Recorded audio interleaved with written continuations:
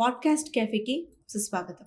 మనతో ఉన్నారు ఎప్పుడు మనకి ఆనందాన్ని ఇచ్చే శివకామేశ్వరి అమ్మగారు. మరి జపం అంటే ఏంటి, ఎందుకు? ఇప్పుడు చెప్పాను కదా, దీక్షలో మంత్రం ఇస్తూ ఉంటారు. ఆ మంత్రానికి ఒక చైతన్య శక్తి ఉంటుంది. జన్మ జన్మల పాపాలని హరించేదే జపం. జన్మ జన్మల పాపాలని జన్మము జన్మాంతర పాపాలు, ఈ జన్మలో కాదు. ఎందుకంటే 84 లక్షల జీవరాశులు లోంచి మనిషిగా పుట్టాం. ఎందుకంటే జంతువునాం నర జన్మ దుర్లభం, అంటే మనం కూడా జంతువులుగా అంతేగా, మనం కూడా జంతువులు. మనం జ్ఞానం ఉన్న జంతువు.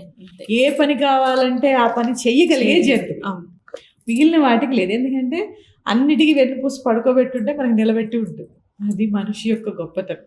అంటే ఇలా ఇలా ఇలా ఇలా పెరిగే ఇలా పుట్టాం. అంటే ఇక్కడ జన్మాంతర పాపాలు.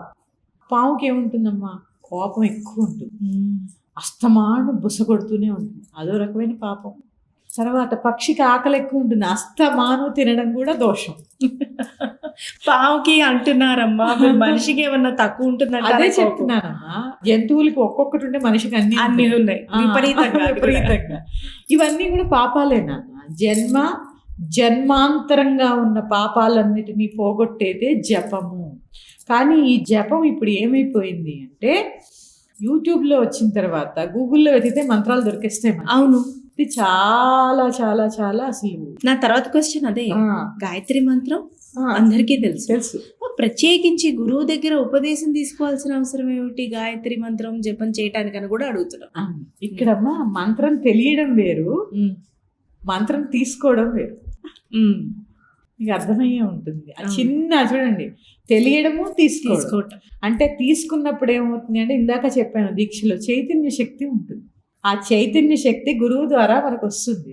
గూగుల్లో చదివితే ఏమొస్తుంది, ఏ చైతన్యం వస్తుంది? కళ్ళు దెబ్బతింటాయి అంతే.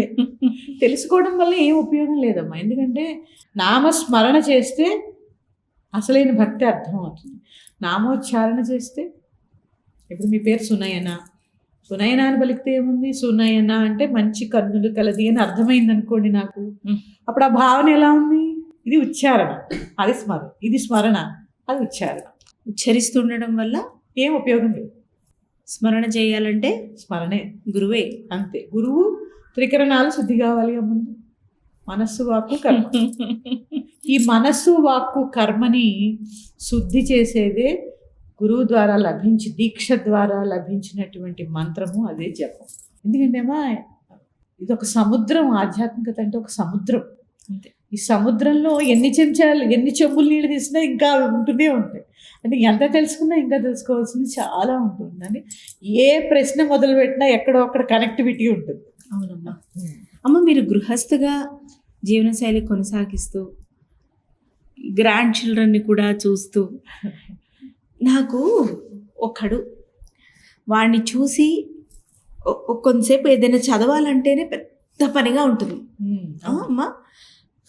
వాస్తవంగా చెప్పాలంటే నాకు కూడా తెలుసు అంత రెస్పాన్సిబిలిటీ ఏం లేదు, కానీ దానికే ఉషు అనుకుంటూ ఉంటాను నేను. మీరు చెప్పిన దాన్ని బట్టి చూస్తే జాబ్ చేస్తూ మళ్ళీ 2 పిల్లలు, అంతటి అదేంటి పీఠాన్ని మీరు ఎలా మీరు దాన్ని పాసిబుల్ చేయగలిగారు? గృహస్థగా ఉంటూ అసలు సాధ్యమేనా అంటే సాధ్యమని మేము చూస్తే అర్థమవుతుంది. అందరికీ మీకున్నంత స్థితప్రజ్ఞత ఉండదుగా. ఉండాలి, అదే నేను చెప్పేది. నా శిష్యులందరికీ నేను ఇదే చెప్తాను. దాదాపు 1000 మంది ఉంటారు. 1000 మందికి ఏం చెప్తాను తెలుసా? మీ ఇంట్లో ఏం జరిగినా ముందు దాన్ని మీ మనసుకు తీసుకోండి, కానీ అరవకండి. ఏదమ్మా ఇలాగా? దాన్నే ఎట్లా అంటే, అమ్మా ఇప్పుడు మీరు నన్ను అన్నారు గృహస్థుగా ఉన్నా. ఇప్పటికీ నేను గృహస్థునే, దీక్షానామం వచ్చిన గృహస్థునే. మా వారితో కలిసే ఉంటాను. కాకపోతే దీక్షానామం అంతా వచ్చేసింది కాబట్టి నా జపము నా పూజ నాది, ఆయన పని ఆయనది. నేనేమైనా డిస్టర్బ్ చేయను. ఆయన సంధ్యావందనం చేసుకుంటారు, పూజ చేసుకుంటారు, ఆయన పాటికి ఆయన ఆఫీస్కి వెళ్ళిపోతారు. నాదే. అంటే ఇక్కడ ఏమవుతుంది అంటే, ఎప్పుడైతే బాధ్యత తీసుకోవాలి, కేవలము ఆ బాధ్యత తీసుకోవడంలో ఎక్కడ ఉక్కిరిబిక్కిరి అయిపోతున్నారు మీరు. ముఖ్యంగా స్త్రీలు. వాళ్ళు ఏముంది, మనం కూడా పొద్దున్న రాత్రే వస్తాం ఉద్యోగం చేస్తున్నప్పుడు. ఇది బ్యాలెన్స్ ఎలా అవుతుంది తెలుసా అమ్మా? పిల్లాడికి ఒక 10 మార్కులు రావాలి ఒక సబ్జెక్ట్లో, అది 20 మార్కులు క్వశ్చన్. 10 మార్క్స్ రావాలి దానికి. నేను ఎడ్యుకేషన్ డిపార్ట్మెంట్లో చేశాను కాబట్టి నాకు ఇదే వస్తాయి. కానీ 20కి 25 రావాలని ఆలోచిస్తుంది తల్లి. అవును, దీనివల్ల స్ట్రెస్ పెరుగుతుంది. నీ పిల్లవాడికి ఎక్స్ట్రీమ్గా పర్ఫామ్ చేయాలి అంతే, ఇంక వాళ్ళని పిండేయాలన్నమాట. కానీ నీ పిల్లవాడికి ఆ సమర్థత ఉందా లేదా నువ్వు ఆలోచించు. సరే, మా ఒక పిల్లాడు ఉన్నాడు, లేకపోతే ఒక పిల్ల ఉంది, ఎందులోనూ ఇంట్రెస్ట్ లేదు. ఇప్పుడు నా చదువులో ఇంట్రెస్ట్ లేదు, ఆటలో ఇంట్రెస్ట్ లేదు, పాటలో ఇంట్రెస్ట్ లేదు, వంటలో ఇంట్రెస్ట్ లేదు. అలా కూర్చోవాలి, మాట్లాడాలి, కుదిరితే టీవీ పెట్టుకోవాలి, లేకపోతే ఫోన్ చూడాలి, నిద్రపోవాలి. ఇలాంటి సంతానాన్ని ఎలా మార్చాలి మరి? అప్పుడు ఇంకా స్ట్రెస్సే కదమ్మా. అది ఇంకా స్ట్రెస్ అమ్మా. ఇప్పుడు చాలా సంసారంలో ఉన్నప్పుడు చాలా బాధలు వస్తుంటాయి. అది ఫినాన్షియల్గా అవ్వచ్చు, లేదా పిల్లల పర్సనల్గా అవ్వచ్చు, పిల్లల వల్ల అవ్వచ్చు, మీరు అన్నట్టు, లేదా మన చుట్టూ ఉంటారమ్మా, అత్తమామలు అవ్వచ్చు, తల్లిదండ్రులు అవ్వచ్చు, అన్నదమ్ములు అవ్వచ్చు.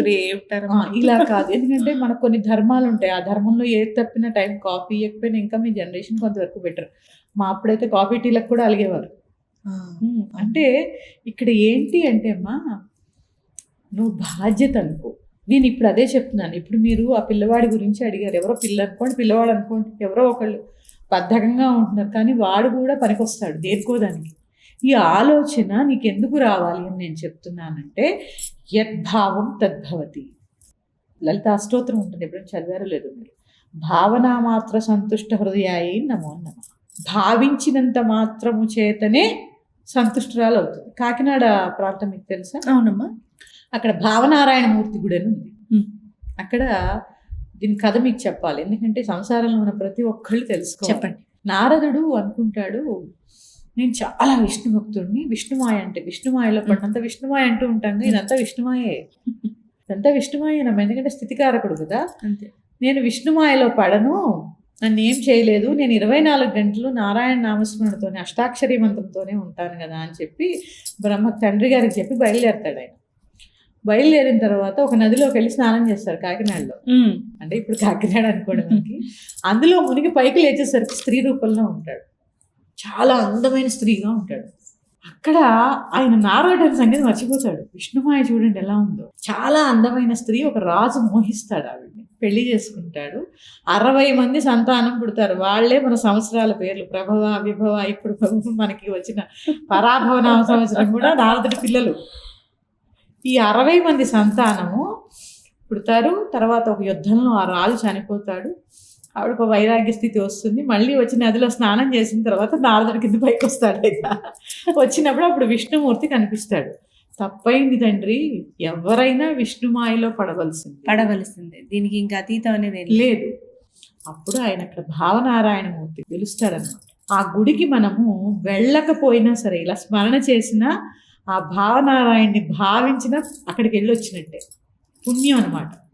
ఈ భావన అనేది చాలా ఇంపార్టెంట్. ఇక్కడ మనకి గృహస్థుగా ముందు కావాల్సిన స్త్రీకమ్మ, ఎందుకంటే పురుషుడి కన్నా స్త్రీకి ఓర్పు ఎక్కువ ఉండాలి, సహనం ఎక్కువ ఉండాలి. వాళ్ళది తప్పైనా మనమే ఆమోదించాలి, మనది తప్పైనా మనమే ఆమోదించాలి. మన బాధ మనమే పోయాలి, వాళ్ళ బాధ మనమే పోయాలి, కుటుంబం బాధ బాధ్యతలు మనమే పోయాలి. ఇది మార్చేదే లేదమ్మా. లేదండి, ఎంత మాట్లాడినా, ఎన్ని యుద్ధాలు చేసినా ఇదైతే మారదు. మరి మారుతుందేమో కొంతమందికి. బయటకు వచ్చి మాట్లాడినా ఓకే, మీకు బాగానే, మీకు నేను అదే అంటాను. ఎవరైనా వచ్చి చూడు నేను ఎలా ఉన్నాను, నువ్వు ఎందుకు ఇలా ఉంటా, నీకు సాగుతోంది, నాకు సాగట్లే, ఏం చేయమంటావు? అదే చెప్తున్నానమ్మా, సాగదు కూడా కొంతమంది, చాలా మందికి సాగదు. ఇప్పుడు నన్ను అన్నారు, మీరు ఎలాగా ఆధ్యాత్మికతలో అన్నారు, మీకు హర్డల్స్ రాలేదా? ఎన్ని బోల్డ్ అమ్మా, అస్తమానం పూజల్లో ఉన్నాను. మీ చుట్టూ ఉన్న వాళ్ళు, చుట్టాలు వాళ్ళు, వీళ్ళు అందరూ దగ్గర వాళ్ళు, ఈవెన్ పిల్లలు కూడా నేను జపం చేసుకుంటుంటే ఒక ఏజ్ లో వాళ్ళు నన్ను ఇలా ముట్టుకోవడానికి కానీ పిలవడానికి కానీ భయపడేవారు. అని అలా కూర్చుని పోతూ ఉండేదాన్ని అప్పుడప్పుడు. ఆ స్థితిలో అనిపిస్తుంది కదా ఎవరికైనా, భర్తకు కానీ పిల్లలకు కానీ అనిపిస్తుంది, అది మా అమ్మ ఏంటి, అందరు అమ్మలో ఇలా ఉంటారు, మా అమ్మ ఏంటి ఇలా ఉంది, డిఫరెంట్ గా ఉంది ఏంటి, బయటికి రాదు, ఎప్పుడు చూసినా పూజ గదిలో ఉంటుంది. వాళ్ళ భావన వాళ్ళకు ఉంటుంది. ఆ భావనలోంచి కూడా మన ధర్మం మనం చెప్పగలిగితే, నా పిల్లలు నన్ను అసలు అమ్మ మీరు నమ్మరు, నేను ఇక్కడ ఉన్నాను అంటే నా భర్త పిల్లలే కాదు. నేను సినిమాకి వెళ్ళిన రోజులు వెళ్ళాను, వాళ్ళ కోసం వెళ్ళేదాన్నమ్మ నేను కూడా. ఇప్పటికీ వాళ్ళు చూడమంటే బయటకు వెళ్ళాను, కానీ టీవీలో వాళ్ళతో కూర్చొని చూస్తాను. నేను రాకపోయినా అమ్మ నువ్వు ఎందుకు రావని క్వశ్చన్ చేయరు వాళ్ళు. పర్లేదులేమ్మా మేము నాన్నతో వెళ్ళొచ్చేస్తాం అనేవారు. మా వారు కూడా అంటే ఇక్కడ ఎలా ఉంటుంది అంటే అమ్మ, వాళ్ళు మనల్ని ఆమోదించడం, మనం వాళ్ళని ఆమోదించడం. ఎందుకంటే వాళ్ళు నన్ను ఎందుకు ఆమోదించారు, వాళ్ళ లోపాలు నేను ఆమోదించాను కాదు. అంతే. అది భర్త విషయంలో. పిల్లలు పక్కకు పెట్టండి. అది పరస్పరం అంగీకారంతో సంసారం నడుస్తుంది. ఎప్పుడైనా సరే భార్యాభర్తల అన్యోన్యత ఎక్కడ లోపిస్తుంది అంటే కూర్చుని మాట్లాడుకోకపోవడం వల్ల వస్తుంది. అక్కడే లోపిస్తుంది. కూర్చొని మాట్లాడదాం అనుకుని అరచి బయటకు వస్తాం. ఇది ఏమవుతుంది, ఇక్కడ ఒక గృహస్థుగా చెప్తున్నానమ్మా, ఆర్గ్యుమెంట్ వేరు, డిస్కషన్ వేరు. డిస్కషన్ లాగే చేయాలి, ఆర్గ్యుమెంట్ లాగే చేయాలి. ఈ రెండింటి వ్యత్యాసం తెలిస్తే గొడవలు ఉంటాం. ముఖ్యంగా మనం ఏమవుతాం అంటే అమ్మా, తొందరగా రియాక్ట్ అవుతాం, ఏడ్చేస్తాం. స్త్రీలం కదా, సెన్సిటివ్ ఉంటాం.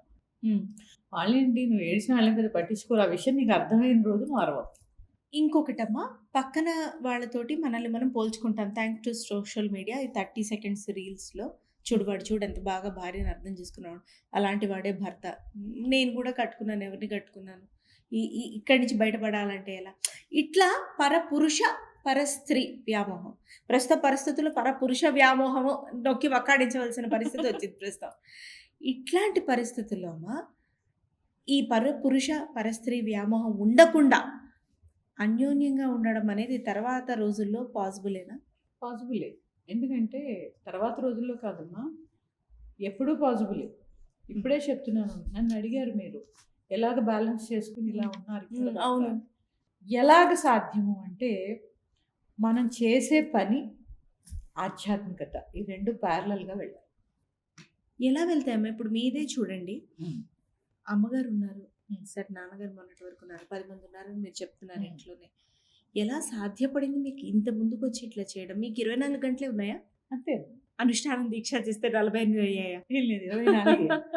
ఏం చేయాలంటే అమ్మా, మెయిన్ ఇక్కడ చెప్తున్నాను, సూర్యోదయానికి ముందు నిద్ర లేవండి. ఇది ఒక్కటి చేయండి అమ్మా, చాలా మార్పు వస్తుంది జీవితంలో అన్ని రకాలుగా. ఎప్పుడైతే టైము చాలా కలిసి వస్తున్నాను, పొద్దున్నే పని చేసుకోవడం వల్ల ఎండెక్కి పని చేయడానికి, ఉదయమే పని చేయడానికి చాలా తేడా ఉంటుంది. సూర్యుడు పొద్దెక్కే కొద్దీ ఇప్పుడు కొంత చాదస్తం కూడా తగ్గించుకోవాలి స్త్రీలు. ఏం చేస్తారు, ఇప్పుడు ఇల్లు తుడుచుకుంటే కానీ దీపారాధన చేయరు. మీ దేవుడి గది ఒకటి శుభ్రం చేసుకొని మీరు పూజ చేసేసుకోండి, వంటగది ఒకటి శుభ్రం చేసుకోండి, వంట చేసేసుకోండి.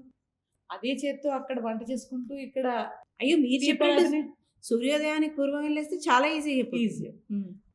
కానీ నేను చెప్పినంత ఈజీ కదా, ఎందుకంటే పాప నైట్ డ్యూటీలు చేసి వచ్చేవాళ్ళు కూడా ఉంటారు కదా. ఇప్పుడు మా అప్పుడు ఏంటంటే 9 to 5 ఉండేది కాబట్టి మాకు సాధ్యమైంది. ఇప్పుడు పాప నైట్ డ్యూటీ చేసి వచ్చేవాళ్ళు కూడా ఉంటారు. నా శిష్యులు ఉన్నారమ్మా, 2 నర్సులు. వాళ్ళు నైట్ డ్యూటీ చేసి వచ్చి అప్పుడు జపం చేసుకుని 4ంటికి పడుకుంటారు, మళ్ళీ 7ంటికల్లా లేచి వెళ్ళిపోతారు. అంటే ఇక్కడ ఏంటి అంటే, నువ్వు చేసే పని మీద నీకున్నటువంటి ఏకాగ్రత, శ్రద్ధ కూడా చాలా అవసరం. అసలు ఇప్పుడు ఇంత డిస్టర్బ్డ్ మైండ్ సెట్స్ ఉన్న ఈ సమాజంలో మళ్ళీ ఏకాగ్రత అనేది ఏదో కొంతమంది మీరు చెప్తున్నారు, మిమ్మల్ని చూస్తున్నాం, కానీ అసలు వైడ్ రేంజ్లో పాసిబుల్ అని అనిపిస్తుందమ్మా. నేను చెప్తున్నాను కదమ్మా, దేని వల్ల సాధ్యమవుతుంది తెలుసా? మంత్ర జపము, ధ్యానం వల్ల సాధ్యమవుతుంది. ఎప్పుడైతే నీ ఊపిరికి అనుసంధానం చేసుకుని ఒక చిన్న మంత్రాన్ని అలవాటు చేసుకుంటావో, ఎప్పుడైతే ఒక బీజాక్షర మంత్రం నీకు ఉంటుందో, ఎందుకంటే స్త్రీలు అన్ని మంత్రాలు జపం చేయకూడదు, కానీ శ్రీ విద్యలో చేయొచ్చు. అది కూడా కనుక్కుందాం, పోను నేను అడుగుతాను. శ్రీ విద్యలో చేయొచ్చు. ఎప్పుడైతే దీక్షలోకి వస్తారో చక్కగా ఉంటుందమ్మా జీవితం. ఇదే మీకు తెలీదు, నిజారుణ ప్రభాపూర మధ్యత్ బ్రహ్మాండ మండల, చుట్టూ ఉన్న సరౌండింగ్స్ అన్నింటినీ మార్చేస్తుంది. వాళ్ళు నీకు చెప్పడం కాదు, నువ్వు చెప్తే వాళ్ళు ప్రతిదీ ఆమోదించే స్థాయికి వెళ్ళిపోతారు. వావ్, ఉమెన్కి ఇంతకన్నా ఇంకేం కావాలి? పోనీ అలా కావాలనుకున్నా ముందు అసలు ఇది స్టార్ట్ చేయాలి అసలు ఈ లెక్కన. ఇక్కడ ఒక్కటి చెప్తున్నానమ్మా, మా నెక్స్ట్ జనరేషను ఆ ముందు జనరేషన్ వింటారు. ఒక్కటే, ఆత్మన్యూనత భావం ఉండకూడదు.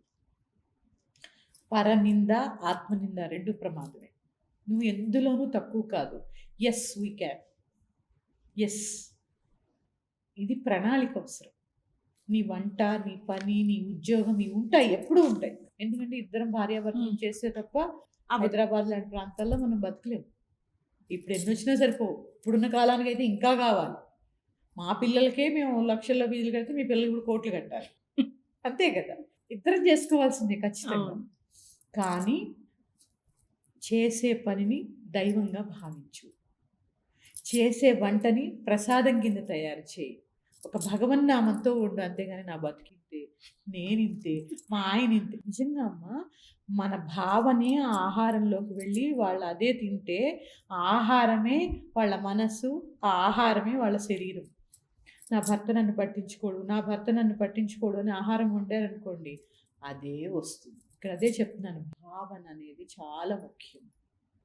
అన్నాన్ని ప్రసాదంలా వండండి, పనిని దైవంలా చూడండి. అది ఏ పనైనా అవనండి. పిల్లలు విసిగిస్తున్నారా, పిల్లలు అన్నాక విసిగిస్తారు అనేటటువంటి ఎరుక వహించండి దృఢంగా, అది కూడా ఎప్పటికప్పుడు. ఇప్పుడు పిల్లలు ఇంకా పైగా ఇంకోటి చెప్తున్నాను, ఆడపిల్లలకు ఉన్నంత మెచ్యూరిటీ మగ పిల్లలకు ఉండదు.